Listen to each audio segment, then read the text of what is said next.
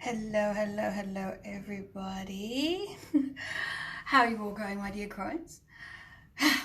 Yes, a bit later today than I normally come on. So if you're here, show some love, jump in, do a comment, say hi.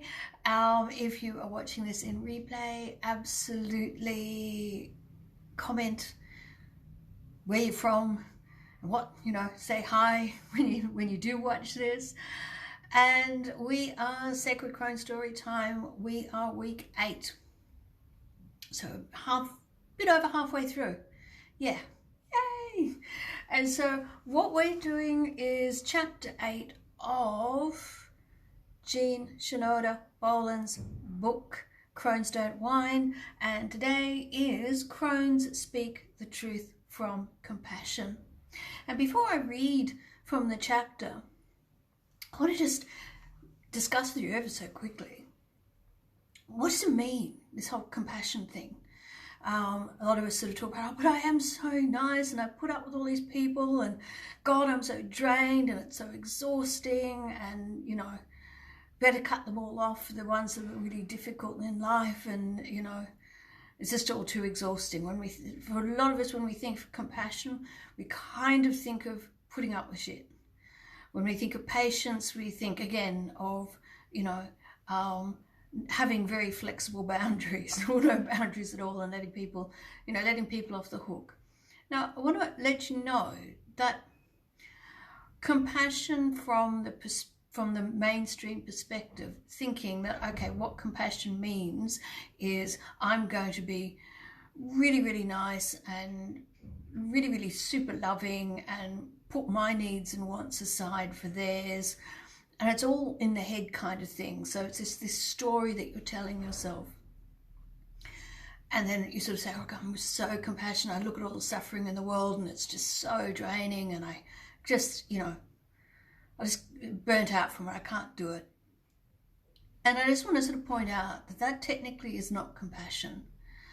When we are coming from a perspective of this is us and this is our experience and that is them and that is their experience, and I'm going to do something to, I'm going to be a little bit nice. Hey, who is watching? Say hey, hey, hey. Okay, I am on today. We are talking about, put a comment, show some love, get some engagement on these wonderful posts. This is what I need from my beautiful members, is to engage, is to comment, is to love things up, is to watch things in replay. I need them to also post on the wall. The wall is open. So long as what you're posting is direct to the wall and not shared from elsewhere, but is your personal affirmation, insight, question, inspirational, whatever. As long as you're doing that, this group is yours for you to share and ask questions and share your insights. But today is compassion. Today I'm going to be reading from this chapter of compassion, but I really wanted to explain. I did a weekend workshop with my root guru, Venerable Rabina Corton, and the whole weekend workshop, live in Zoom, because she's in Santa Fe, was how to do compassion without burning out. Why do we burn out with compassion? And one of the key understandings of why we kind of think, well, okay, I'm going to be really nice, I'm going to be really giving and really serving. Oh my God, it's so exhausting. The world really sucks. I'm either really pissed off at the world and pissed off at people for being oppressive and unjust and all that jazz, or I feel hopeless and helpless and turning that anger inwards, that kind of thing. And then we burn out. And then generally have a, oh, fuck it kind of attitude and screw the world and leave it at that. But this happens because we don't really understand the perspective of compassion, where it's actually coming from. When we internalize, first of all, our awareness, the true awareness of self, we are not the story we tell ourselves. We are not the sum of the events that happen. We are energetic beings.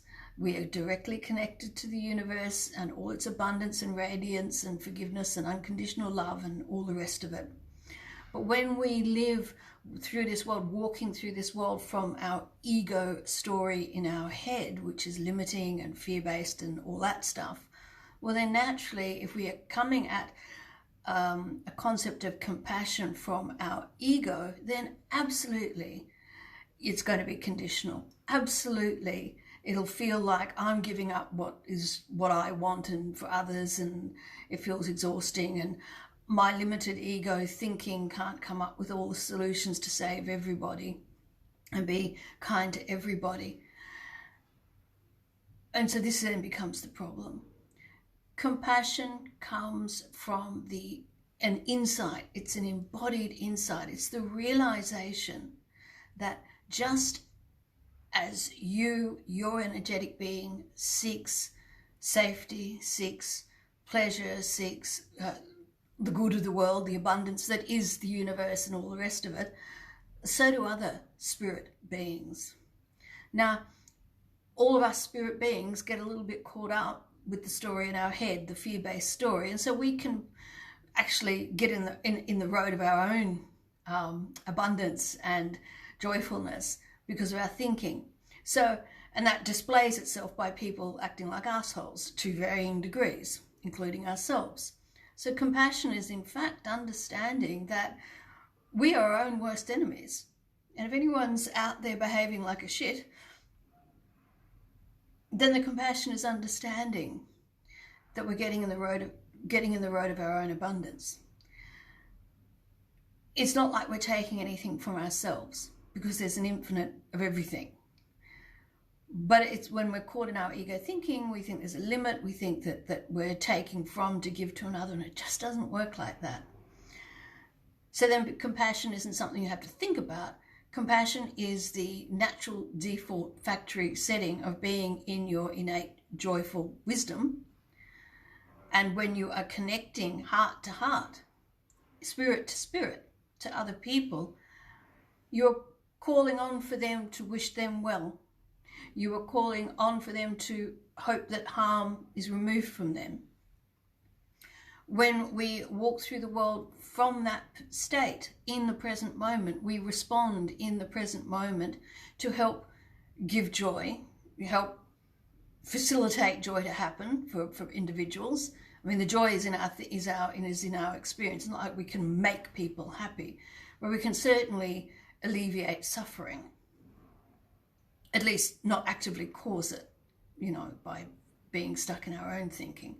So compassion is not a thinking game. Compassion is not about your ego thinking. And so if we're all struggling at the moment at times, certainly when the world looks like it's, in hell in a handbasket kind of thing, it's understanding the space from which we come to compassion.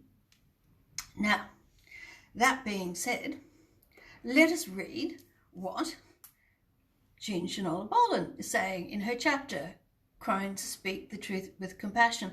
Oh, and compassion isn't just about being nicey-nicey either, because when we see that there is suffering, when we realize that everyone is in their own story, in their own head, and the problematic people acting problematically are acting in response to their problematic thinking, we feel then when we have some empathy for them and we do show some compassion, we wish for them to not be caught in their stuck thinking.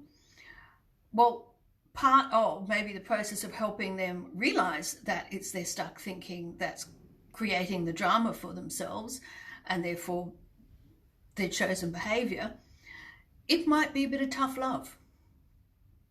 So it's not all about nicey and ignoring crap and letting it. More often than not, compassion really does need to show itself in the form of requiring from a position of loving kindness, not anger, resentment, and all the rest of it, but still requiring the person is causing their own suffering to stop doing it. Because this is really what's happening. People are not causing us to suffer. Our own thinking is causing us to suffer. But we see the suffering created by other people, by their own thinking to themselves. And when we understand that, we don't take it personally. It's not about having to do anything to stop them from hurting us because it's our thinking. And when we know that it's their own thinking causing their behavior, well, then we want to help them in the best way possible. And sometimes that can be from what, from a Buddhist perspective, is called wrathful compassion. So don't think that it's always about being a doormat or something, or rolling over and accepting crap. It's not. Because while people are acting in a way that is not beneficial to them or to the world, they are accruing, you know, bad juju, bad karma, crappy energy, you know, the whole thing, whatever you want to sin if you're in that frame of thinking and from that landscape, worldview, whatever. But, you know, it's not, we don't want that, not for them, not for the world in general. Okay, so most women become adept at supportive conversations, a practice that lends itself to becoming superficial when uncomfortable truth or differences of opinion habitually don't pass through polite lips. Saying what others want to hear rather than what is true can become second nature, or either just removing yourself from tricky situations. So we're going to go, well, I'm not going to hang out with these group of people because, you know, it's just a lot easier. But is that true compassion? Sometimes we do need to put ourselves in a position of being the truth giver. Okay, so the challenge which leads to becoming a crone is learning how to be truthful and compassionate. And we know that we're being truthful with compassion because it's not our ego truth. When it's, you know, personal truth, ego truth, well, then we get really defensive and we get really judgmental and we get really anxious and angry and irritated and frustrated, and we all know it. We all know when we're really stuck on a story in our head about how things are, and we really, really want to make sure that everybody believes and understands it and agrees with us. And we can get really quite aggravated and aggressive. You know, it's not that truth. We are not talking personal truth, which is ego fear-based truth. We are talking wisdom truth. We are talking universal truth, that heartful wisdom. And when we are speaking from that space, even if that truth is a bitter pill to swallow, we tend to be able to speak it from a position of calm, of clarity, of loving kindness. There's no anger in it. There's no, you know, gripping onto some outcome of it. We're able to say it, drop it, leave it, and walk away, and allow for it to sit with whoever needs to hear it, and allow them to process it however they need to process it. And we're not, you know, invested in the outcome. You know, that's the big difference. When we're speaking our personal opinion truth, our ego truth, we're really invested in the outcome of speaking it. Hence we get really quite frustrated and all the rest of it. So, is this a conversation that you want to take deeper? Are you being polite or cowardly? Is there a point to saying something now? And this is the truth. Sometimes it's not wisdom. It might be the truth, but it's not the wisdom in the wisdom of compassion and truth speaking. Very much is about timing as well. Like, I mean, if they're off their nut and in full caught up story and fear-based thinking and having their meltdown, that's not the time to, you know, necessarily try and speak some truth. It's more the time to hold some space with loving compassion, allowing them to move their way through, and then have the difficult conversation when everything is settled, because we all know it. When we're in full throw, no ears are opened. So is there a point to saying it now? The wisdom of the inner crone is knowing when to speak and what to say. Truth is sharp-edged. It's an instrument that can cause pain, wound, disfigure or maim. Or it can be a surgeon's scalpel that removes a malignancy or reconstructs a damaged face and restores health or self-esteem. Women are most inclined to withhold the truth from those emotionally most important to them, and in doing so, nurture and sustain their weaknesses. And let's face it, that happens in most heterosexual relationships. Really, you know, the large chunk of them, I mean, that the study sort of showing what were men, can't remember who did the study, I think it was based in the UK and quite how long ago, but mention of it being when men are asked, well, a select number of men were asked what do they fear in their relationships with women, and they were saying being laughed at, being mocked. Women were asked what do you fear about in your relationships with men, and they're being killed. So absolutely we have been, and this is the damaging nature of patriarchy and misogyny that we are all living under, is the threat to speaking truth, and women and children are particularly living under such a real and tangible threat. So a lot of us learn to shut up and not say anything in order to actually protect our lives. Where are we? So if you are in an abusive relationship, you are not, as I said, been in two, you not only allow yourself to be oppressed by the worst in the other person, you are sustaining it. And this is truth. This is true. So understanding how it may be that for your physical safety and well-being, it's not about standing toe-to-toe with them and giving them some truth. It's about leaving. It's about leaving. It's about quietly loving yourself enough, finding that ounce of strength, looking for help outside the relationship, setting things in motion, and quietly, secretively exit with as much as you can, mainly your safety. I mean, okay, I exited with suitcases, so believe me, I know what it's like to just dump and run. Simple as that, because sometimes that's all you can do. For those who have the ability, have some level of whatever safety or whatever, to be able to slowly but surely pack up their lives, pack up and sort of bit by bit get out with a little bit more stuff, great, do so. You've got to figure out what's right for you. But so it may not be standing toe to toe, and in the throes of an active argument, it's more about removing yourself from harm's way. You know.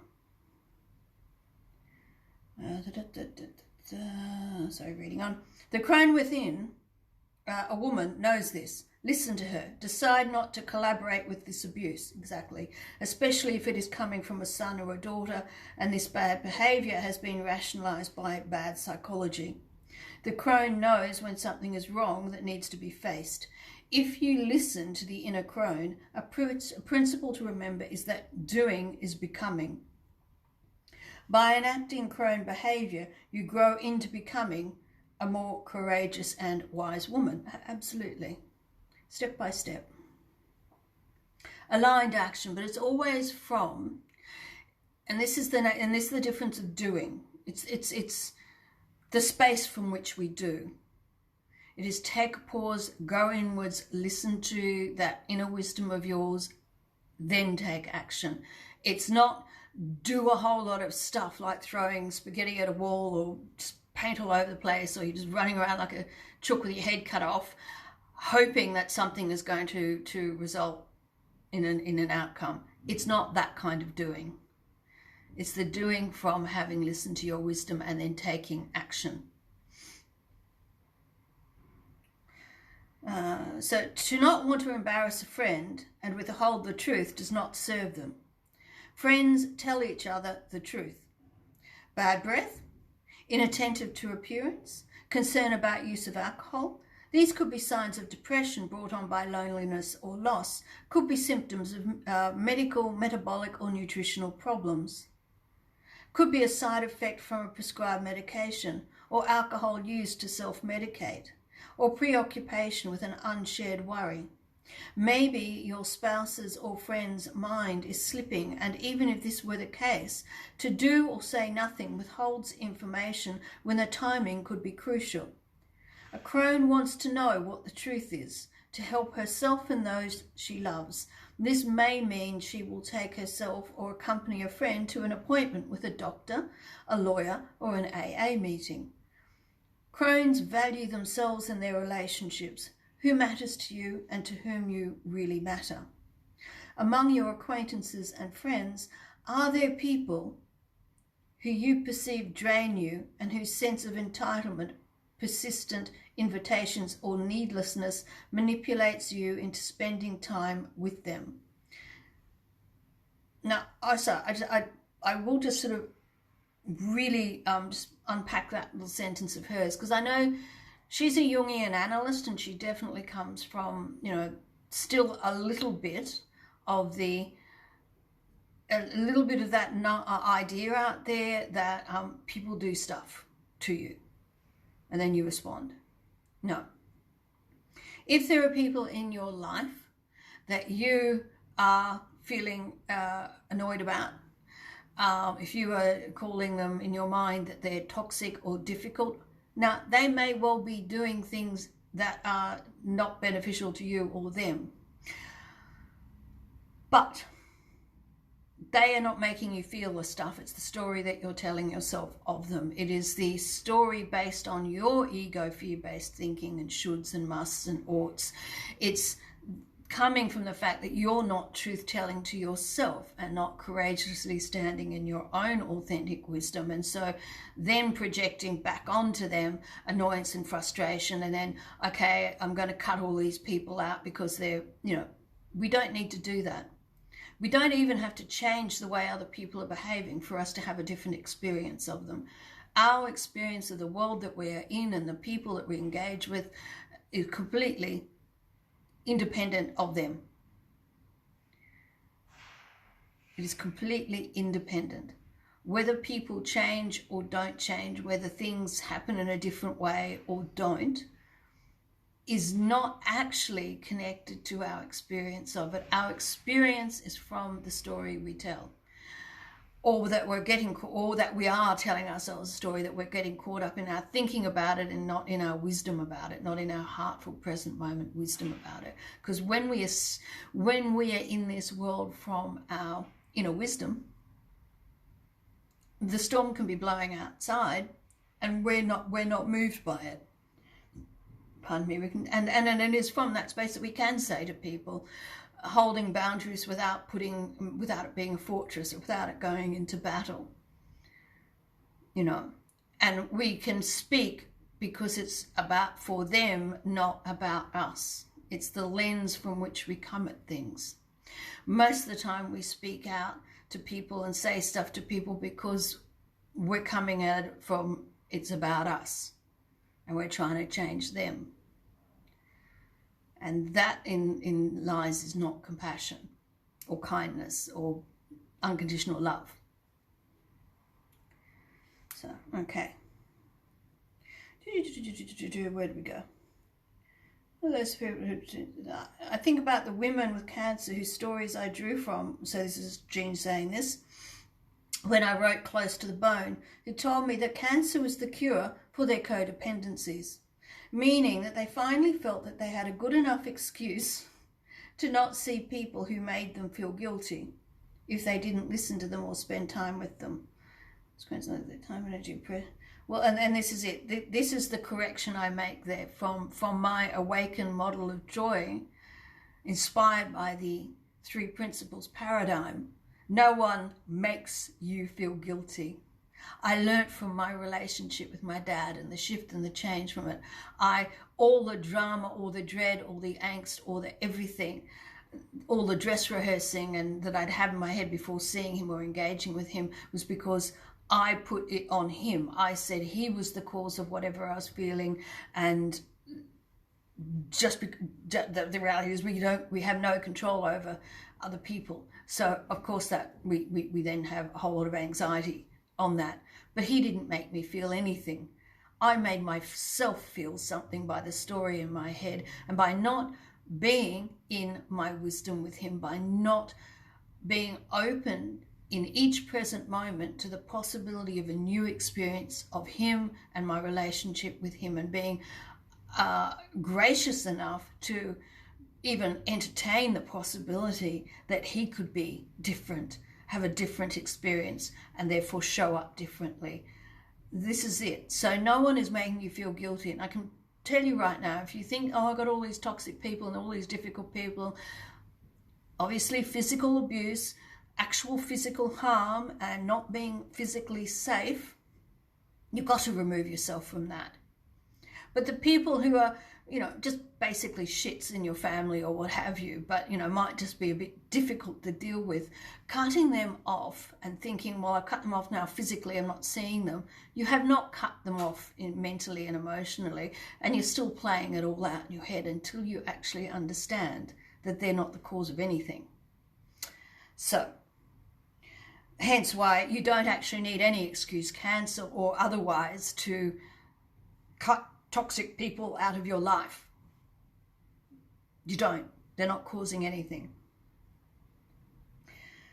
If you do from the other, if the truth is that it is time to end some relationships in order to have time for yourself and for those people in your life who really matter, this truth needs to be faced, and the intention to do so has to be acted upon. Now, as I said, even though I'm disagreeing with this notion of the, you know, needing excuses or not needing excuses, or basically any notion of that person made me feel something, that event made me feel something, that's wrong. Straight up, that's not how the world works. That's not how our psyche works. So that is actually, and it's the mainstream. It is what predominantly the majority of psychology and self-help and that is based on this one erroneous premise that we've got to somehow do all this stuff inside of ourselves to counteract the impact of the world on us. There is that, you know, it doesn't work like that.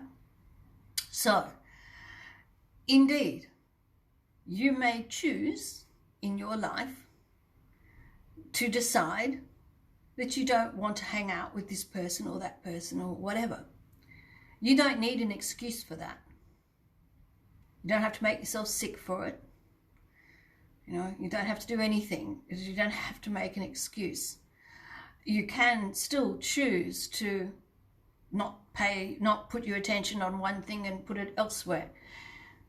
You can choose to buy one thing and not another thing. You can choose whatever the hell you want in life, because you're calling it into your life. So of course you're choosing one thing over, and it's all you that's doing it. So you can.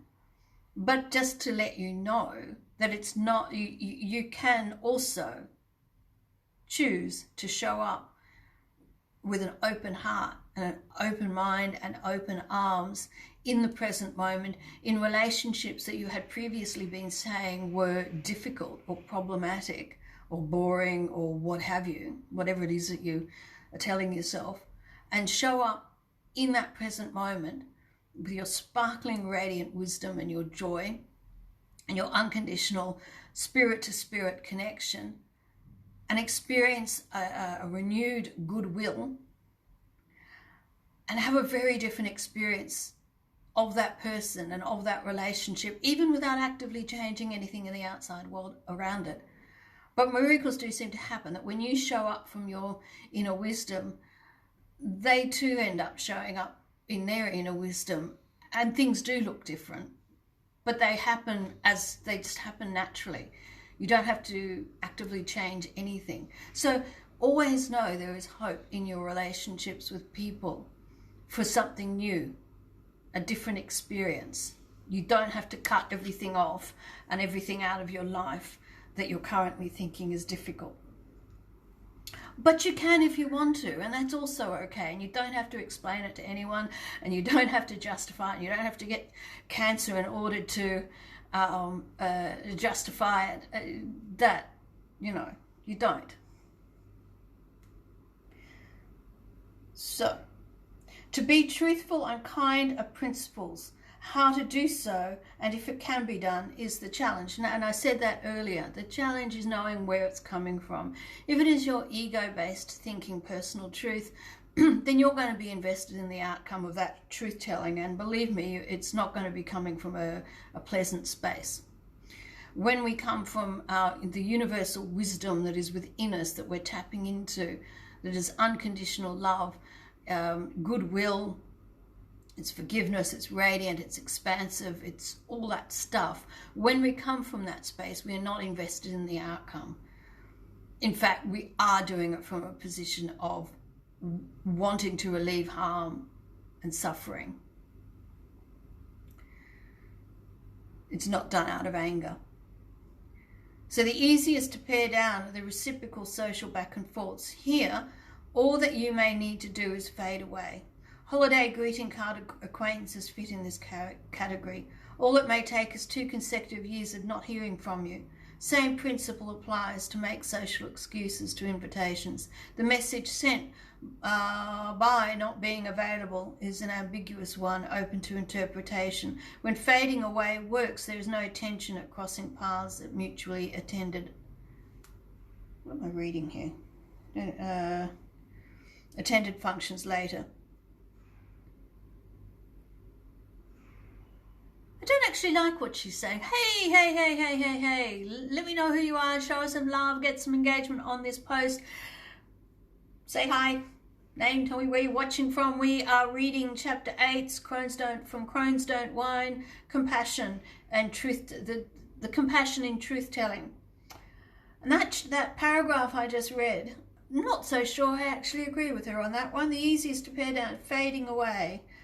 No, I think that's actually kind of weak. It's like ghosting, really. I don't like, The most draining and difficult relationships never seem to end this easily, and they're a real challenge. It's hard to hold the intention if confronted. Whatever you say may be defensive and lead to caving in and continuing as before.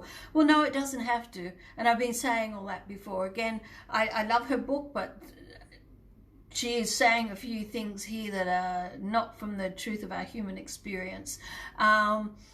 When we understand that everyone is living from their thinking in the moment, their feelings, they are feeling their thinking in the moment, it has got nothing to do with us personally. When we take that personal affront out of it, when we show up from our wisdom in the present moment, then there is no getting caught up in that person's draining, that person's difficult, that, we don't have to ghost them. We don't have to have any really difficult, and it doesn't have to be that way. And we have, when we choose to show up in the present moment from our heartful wisdom, our spirit-to-spirit connection, there is a hopefulness in that, because it enables an energetic shift to happen that is beyond our thinking and control, in that sense, from our physical control, but it opens the way for miracles to happen, quite literally, in the quality and connection of the energy between two people. So if you've got story in your head about someone being difficult and toxic and problematic, it's your thinking. They may well be acting like a shit, but it's got nothing to do with you. And when you see the suffering, the people, when you know deep down as embodied truth that when people are acting problematically, it is because they are in a problematic state, therein arises the compassion. That's where the compassion comes from that space, because we're not in our ego about it being personal and this, that, and the other, and having to prove anything and all the rest of it.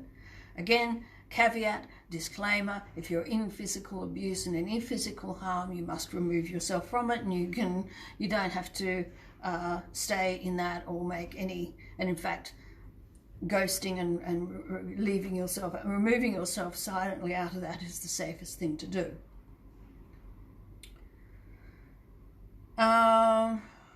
So she's saying caving in and continuing as before, or it can ensnare you in a round of guilt and blame conversations that can only do harm. Well, again, it doesn't have to. That's the ego. If you're approaching anything from your ego and taking it personally, and well, that's it. So yeah, it doesn't have to be like that. It helps to remember have efforts to get away from the tar baby. If you are tempted to blame the other person for your wish to get away from him or her. Well, exactly. I mean, on that level, as I said before, you don't need to get sick. You don't need to get a terminal illness to remove yourself from a situation or a life. You've got to show up in your life with radical responsibility and make choices about what it is that you want and don't want. But I am just making it clear that what we label as bad or difficult, or they're a difficult person or a toxic person, that is coming from our ego label. No one is toxic. Deep, deep down, even my 2 abusive husbands, at an energetic level, spirit to spirit, soul to soul, energetic level, are not toxic, they're not difficult, they're not broken. We are all okay, all of us. We are all have that universal spark, that divine spark in us. We just lose sight of it, some more so than others. Some didn't even know they had it to begin with, you know, because we live in this material world that is very, well, whatever's measurable is real and the rest is not. And we're told stories to tell ourselves of fear and limit and lack. So no wonder when people are in that fear and lack and all the rest of it, they don't act in the best of ways. We've all been guilty of it. So, better to attribute your withdrawal to some changes going on in yourself. Well, not better to, it's the fucking truth. Okay, I clearly I had read over this chapter a little bit faster than had previously thought I did. That's all it's about. There's no attributing anything to anybody else. We are living in the feelings of our thinking in the present moment, and our thinking is our own separate reality. There is no united reality. I think I'm still alive. That went away for 2 seconds. Anyway, so yeah, so that's all it ever is. So the reason why we don't have to get into a mess of guilt feeling and guilt thinking and worry and all the crap stuff, having difficult conversations with people, is because the decisions we make are about ourselves only. It's got nothing to do with the other person. Even if they are an absolute asshole and doing really shitty things, our decisions have got nothing to do with them and are not in response to them, because no one can make us feel anything. Except that we think it, except we tell ourselves that. So the problem here isn't the other person and extricating yourself from the relationship. It's extricating yourself from the story in your head about the impact that this person is having, actually. So the decisiveness and clarity of a message that something is over is a kindness, if the alternative to reach the same end is a long, drawn-out, painful process. Well, it doesn't have to be. You just simply speak your truth. Ghosting sucks. I mean, as I said, the only time that I really would feel that it is advisable to silently slip away is in the cases of abuse. Absolutely, because, you know, you've got to get out, you've got to get to safety first. Then, you know, but see, it doesn't have to be difficult conversations. She's talking about like as a difficult conversations. They're not difficult conversations. Once you understand the truth of your experience and the truth of other people's experiences, a self-created, a thought created, but that we are not our thinking and they are not their thinking, and we are not the sum of the events. We are, some say starseeds, others say universal, others say souls, whatever, but we are divine. We have divinity within us.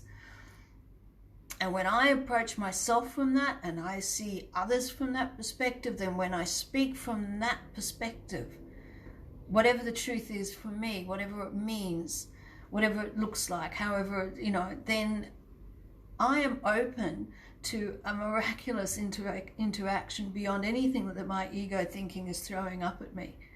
It may still be an ending of an interaction or a relationship. I'm not saying that relationships can't end and people can't move on and do different things or stop an activity and start another one. Of course you can. But it doesn't have to be a big drama. And it's not actually a big drama once you understand the truth. You see? So, So what's she saying? She's saying unintentional meetings happen, especially when women go places on their own. Meetings occur in the time-honoured way in which unmarried people meet each other. Friends make introductions. As a result, men whose attentions are not welcome can turn up in your life and become enamoured and persistent, failing to get or heed the message that you are not interested. A crone ends such relationships cleanly, clearly and respectfully. She does not feel guilt or blame for this unreciprocated feeling. She knows she did not lead him on or owe him anything, even if he feels differently and says so. And in fact, once the penny dropped as an embodied insight in my abusive relationships, once the penny dropped, that actually it didn't happen in them, it happened after them. Unfortunately for me, I didn't have my 3 principles training in those marriages. So afterwards, but looking back, what finally enabled me to let them go and the whole story in my head about them and everything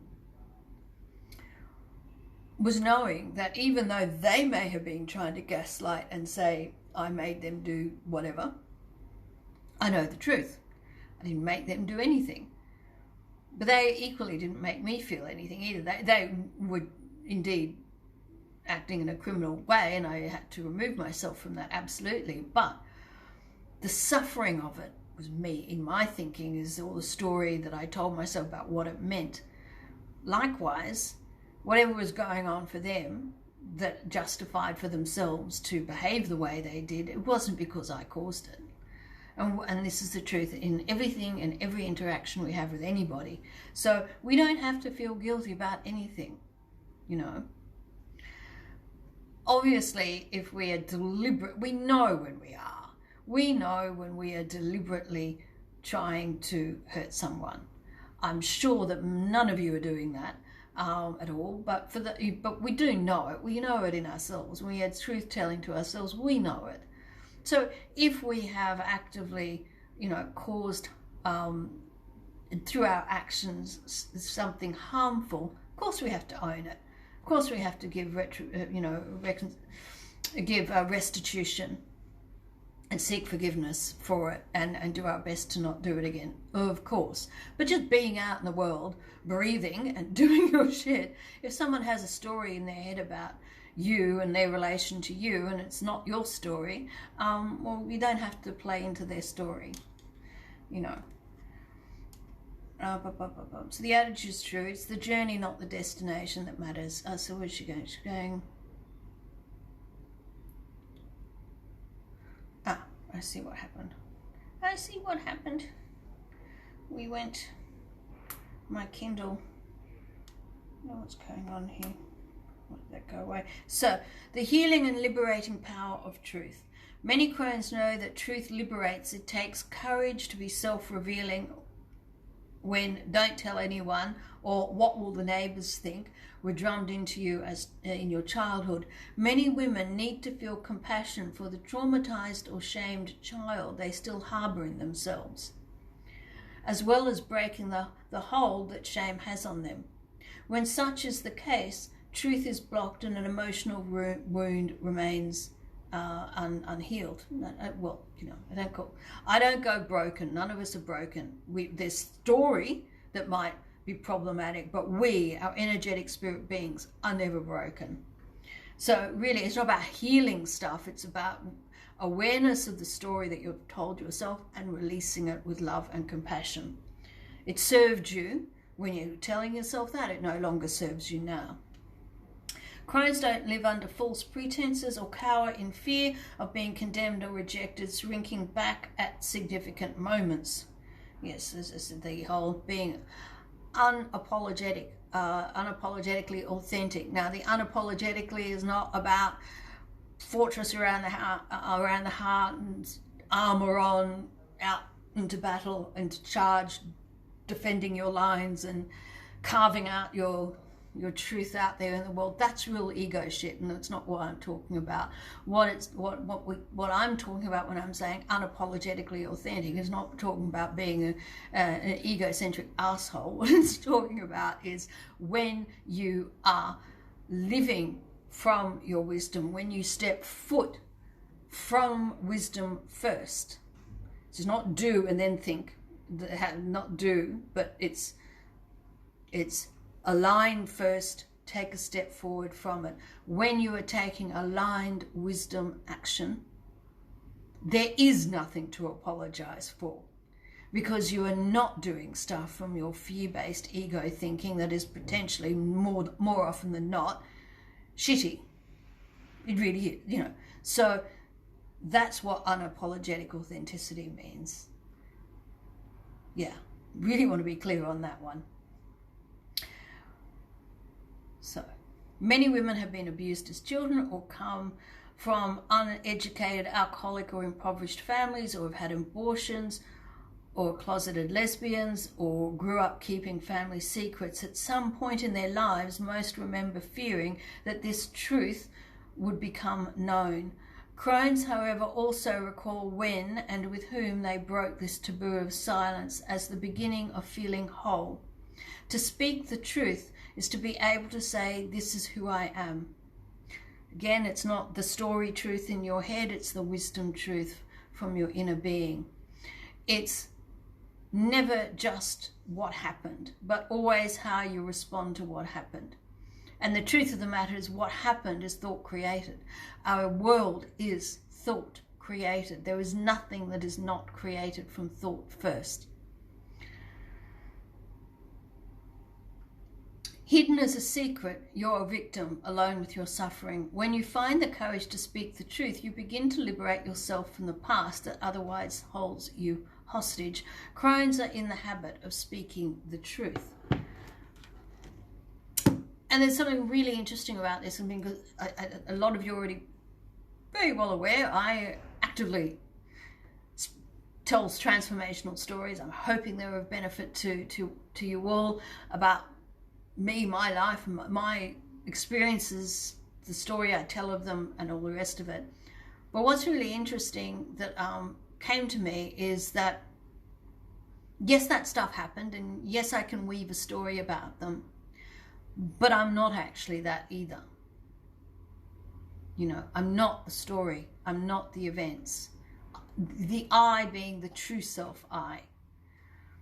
And so, to a certain degree, staying stuck in your ego, abstract, conceptual thinking, past, future labels of self, and playing around up there and dancing around up there and expressing that out there in all various ways. I mean, we have a physical body. We've been given the gift of speech and intellect for a purpose, to somehow navigate this physical material world. So yeah, telling story and speaking is the way in which we try and bring the formless into form and somewhat try to engage. But we don't, it's not the only place of engagement. And so the problem is, a lot of people think this is the only way. Here and this. But when you sit in space, in open space with someone else, heart to heart, spirit to spirit, in a space, in that space of goodwill, in an energetic bond of goodwill, words don't need to be spoken. You don't have to actually say anything. And in fact, the less you say, the better. So rather than feeling, I put it to you, any relationship, any interaction that you're currently in your life that you're thinking is problematic, rather than going in with this intellectual understanding of compassion and truth-telling and pulling it apart and saying stuff and all the rest of it, how about just try showing up in the present moment with them from a space, from a heartful wisdom space of settled goodwill. No, not requiring anything, no expectation of it should look like this, it needs to be like, all the rest of it. No bringing in all the past story of how it was, not worrying about how it will be, but just simply be in that moment and allow for yourself to get a glimpse that that person, there is more to that energy. That is an energetic being not the story that you're telling yourself about them. They are an energetic being, just like you're an energetic being, just like the universe is energy. This is what they are. They are not the story that you've created about them. They are not the sum of the things that they've told about themselves, and they are not, you know, they are not their actions, and they're just not, and you're not either. And it is from that space that compassion arises. It is from that space that truthful action arises, not from our ego-based story thinking. Okay, so that's your lot. Anyone who is watching this now in replay, please say hi, please comment. Next week we have Crones listen to their bodies. Oh God, I know it's taken me a while to get to that one. I've realized this has been my journey this year, is one of, I've been head, I've been spirit, but I have been like disembodied completely throughout my life, adult life. So this is what my journey definitely has been one about, and I'm looking forward as time goes on with the Cackling Crone Collective. I'm really looking forward to calling in other experts to do some collaborative activities that are embodiment activities. I've been doing a few different ones here and there, and picking up some, you know, tools along the way, and having some really fabulous embodiment experiences. And so that's definitely something that I want to bring out far more in our collective. That's the paid membership. Yeah. Now, if you are wanting to work with me, I am currently got my offer. The doors are open. The one and only way that you can work with me over the next 3 to 6 months will be with my VIP 12-week one-to-one offer. Now, the current offer out there is the beta offer, because I'm launching this baby and I'm absolutely excited about it. It is all wrapped around, your 12 weeks are wrapped around the 6 awaken steps, joy, you know, the awaken that speak clearly, the 6 awaken the joy within steps, all about tapping into your Crone wisdom so that you can embody each of those joy steps. You've got awareness of your true self. You've got wisdom, appreciation. You've got kindness to self and others. You've got equanimity, that being okay when things are not so okay. Understanding, being at peace when the shit hits the fan. And being in the now, what that looks like. Because when we're in the now is where all this wisdom and joy arises from. So what the 12 weeks will look like is each coaching week is coaching on the individual step. So those 6 steps, 1 step for each of the 6 coaching weeks. Each of the 6 alternate weeks is your Voxer or WhatsApp. Like, pick one, and that's the channel that we'll work from, where you see the impact of. It's not necessarily actively doing, but obviously doing from a space of wisdom. If something arises, if an insight has happened, if you've had some embodied insight about what we talk about in your coaching session, how that plays out throughout the next week in between sessions will be around that. I may, depending on, being that each VIP coaching is individualized and personalized and insight driven, will mean that it will look different for everybody in the sense of what resources, extra tips or tricks or whatever are provided along the way. It's all arising from wisdom, from spirit.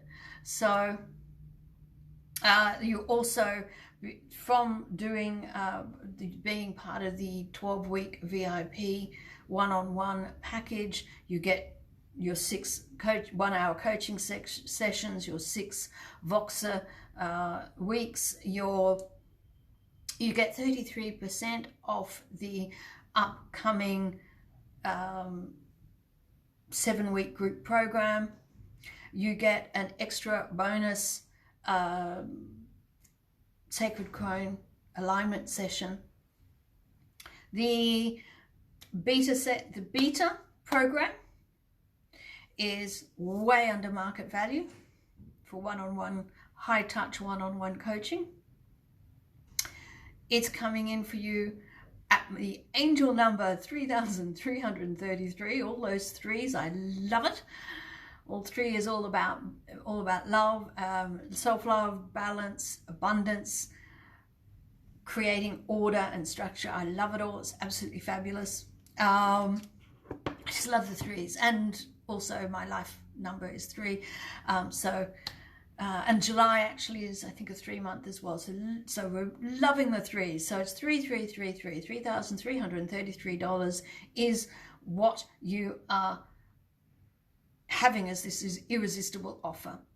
Normal market value for this program out there will be $21,000, which is a fabulous, still under market value. Some coaches are charging way more than that, but I like 21. 2 + 1 is 3. So for me, I like everything here. I love everything either coming into 3s and 8s. I love that. I think it's brilliant. You know, hang on, 8 is my life path number, and this year is a 3 number, so I'm playing with 8s and 3s. But it's so the beta offer is $3,333. I am looking for 5. I only have 5 spots for this 12-week section. So jump in. I will put the registration page link. If you want to have a chat further about it, please comment or DM. We can get into a free discovery call and we can have a chat. But this is the way to work with me. So there you go. Next week is week 9 of our book, and we shall be reading further. Yes. Love you all and take care. And if you have any questions, let me know. DM. Respond on here. I want engagement. Yeah. And I think what I'm going to do is not think I am. The Facebook group algorithms are such that if there isn't any inactive lurkers, actually result in the group algorithm not showing posts and not being in people's news feeds. So I really can't do with lurkers. So if you are not interested in engaging, which means commenting, turning up live to things, watching things in replay, commenting on stuff, posting directly to the wall, don't share things from your profile, your page, someone else's profile page or other groups. No sharing into the group. Post directly your question, your insight, your inspirational post or affirmation or whatever it is, you know. Also no links to the outside. So I don't want you putting YouTube links that take people out of the group. Yeah. If you've got a video that you want to post about something, post the video directly to the wall so people are watching it in the group, not being taken out of the platform elsewhere. Thank you very much for that. But if you're not interested really in engaging or turning up to things, or you see absolutely no intention of working with me in any capacity, then I kindly ask you to leave. I'd rather have, at the moment, I removed the actively inactive people. There's a thing, on the desktop they show you a list of people who were not inactive. So I have already removed about 30 people that were not active at all, so they're gone. But if you are just feeling like you don't want to engage, really, the lurkers can't lurk anymore. I want action in here, because what happens is if you're lurking and not engaging and not commenting and all the rest of it, then the algorithm is such that what I post in the group doesn't get into people's notifications. That's the other thing too. I would love you all to go into the notifications bar and click on notifications and make sure that you are getting all notifications from the group, not just highlights. So that would be absolutely brilliant. Also, you can click on that you get notified when I go live. I'd really appreciate that too. Okay, so let me know how any insights you have, any questions you have about showing up with compassion and truth telling. Let's have a discussion. Talk to you later. Bye.